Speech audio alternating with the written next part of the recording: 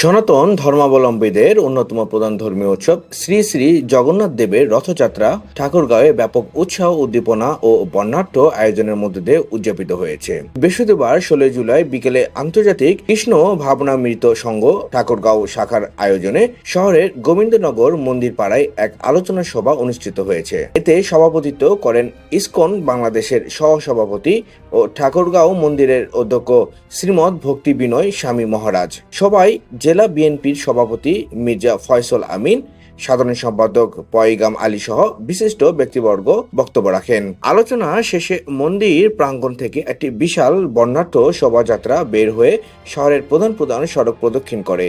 এর আগে সকালে দেশের মঙ্গল কামনায় বিশেষ পূজা অর্চনা, অগ্নিযজ্ঞ এবং ভক্তদের মাঝে মহাপ্রসাদ বিতরণ করা হয়। এছাড়া দুপুরে শহরের কেন্দ্রীয় শ্রী শ্রী গোবিন্দজিউ মন্দির এবং রাম মন্দির থেকে দুটি পৃথক রথ বের হয়ে শহর প্রদক্ষিণ করে।